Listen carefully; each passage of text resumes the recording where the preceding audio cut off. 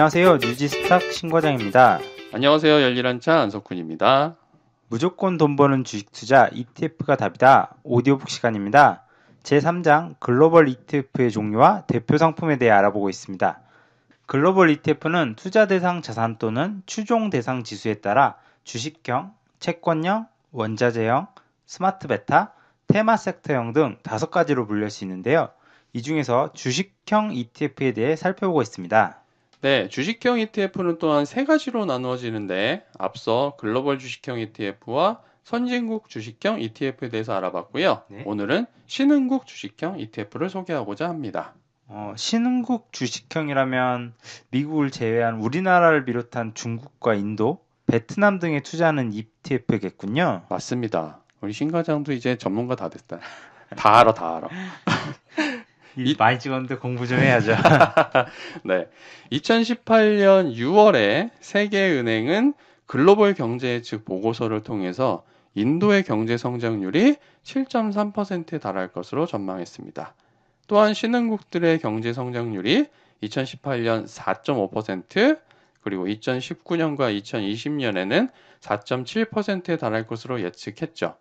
이에 비해서 선진국의 경제 성장률 전망치는 2%대에 머물렀습니다. 투자자라면 이처럼 놀랍게 성장하고 있는 신흥국 시장에 대해서 한 번쯤 관심을 가질만 하죠. 네. 고수익을 위한 투자자라면 그렇죠. 신흥국 시장을 한번 노려볼 만 하겠네요. 네. 그럼 신흥국 주식형 ETF를 대표하는 상품으로 어떤 ETF가 있나요? 책에서는 대표적인 상품으로 8개를 소개하고 있습니다. 첫 번째는 중국 대형주에 집중 투자하는 ASHR. 두 번째, 홍콩에 상장된 주요 중국 주식에 한 번에 투자하는 FXI. 세 번째, 한국의 100여 개 우량주에 한 번에 투자하는 EWY. 네 번째, 브라질에 투자하는 가장 쉬운 방법 중 하나, EWZ. 그리고 다섯 번째는 러시아 주식시장에 투자하는 RSX. 여섯 번째는 인도의 가파른 성장세에 올라타는 방법, INDA. 일곱 번째, 베트남 시장에 전방위적으로 투자하는 VNM. 그리고 마지막 여덟 번째, 인도네시아 시장에 손쉽게 투자하는 EIDO가 그것입니다. 오디오북 시간에는 첫 번째 ASHR과 여섯 번째 INDA를 소개하겠습니다. 네. 그럼 먼저 중국 시장에 투자하는 ASHR에 대해 설명해 주시겠습니까? 네, ASHR의 정식 명칭은 엑스트래커스 하베스트 CSI 300 차이나 A-쉐어즈 ETF입니다. ASHR은 CSI 차이나 시큐리티 인덱스 컴퍼니가 2005년부터 발표하는 CSI 300 지수를 추종하는 상품인데요. 중국의 상해거래소와 심천거래소에 상장된 대형주에 주로 투자합니다. 지난 2013년에 출시되어 미국 시장에서도 중국 주식에 투자할 수 있게 되었죠. 와, 중국을 대표하는 300개 종목에 투자한다. 되게 매력적으로 들리는데요. 네. 그럼 ASHR의 주요한 특징은 무엇인가요? 중국은 연간 6% 내외의 경제 성장을 바탕으로 기업들의 실적이 꾸준히 개선되고 있는 상황이죠. 향후 정치적 안정이 이어진다면 이러한 성장세는 지속될 것으로 보입니다.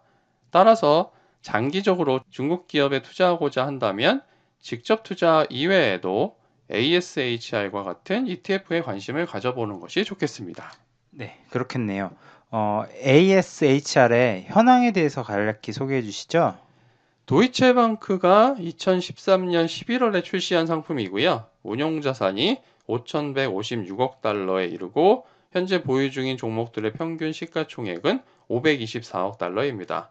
포트폴리오 내 보유 종목은 304개이고요. 재반 비용 및 보수 등의 수수료율은 0.65%로 제법 높습니다. 네. 그럼 ASHR을 구성하는 포트폴리오는 어떻게 되나요? 2018년 5월 현재 국적 기준으로는 중국이 약 70%, 섹터 기준으로는 금융과 산업재가 50%를 기록하고 있습니다. 개별 기업 기준으로는 평안보험이 6.24%로 가장 큰 비중을 차지하고 있고요. 상위 10개 기업의 비중은 24% 정도를 나타내고 있습니다. 그럼 ASHR의 수익률은 어떤가요? 2018년 5월 현재 ASHR의 최근 1년간 주가 추이를 보면 최고가는 34.85달러, 최저가는 24.53달러이고요. 수익률은 25.70달러입니다. 신흥국 주식시장답게 수익률이 상당히 높은 편이네요. 그리고 책 내고 나서 이후로 허벌나게 까져가지고요. 그렇긴 하죠. 대신에 중국 시장이 올해 들어와서 다시 수익률은 올라가고 있습니다. 네. ASHR에 대한 보다 자세한 내용은 책 123페이지부터 126페이지까지를 확인하시기 바랍니다. 다음으로는 여섯 번째 ETF인 INDA에 대해 살펴보죠. 네, 신흥국 주식형 ETF를 대표하는 8개 상품 중에 여섯 번째인 INDA, 인다는 정식 명칭이 iShares MSCI 인디아 ETF입니다. 그 인다라고 하니까 인도 느낌이 딱 나지 않나요? 네, 바로 이름만 봐도 인도 같습니다. 네. 인다는 MSCI의 인도 총수익 지수라고 하는 MSCI 인디아 토탈 리턴 인덱스를 추정하는 상품이고요. 인도 주식 시장에 상장된 대형주에 투자합니다. 미국에 상장된 인도 주식 ETF 중에서 가장 큰 운영 규모를 자랑하고 있고요. 준수한 유동성을 보이고 있습니다. 인도 시장에 투자하는 상품이네요. 그럼 인다의 주요한 특징은 무엇인가요?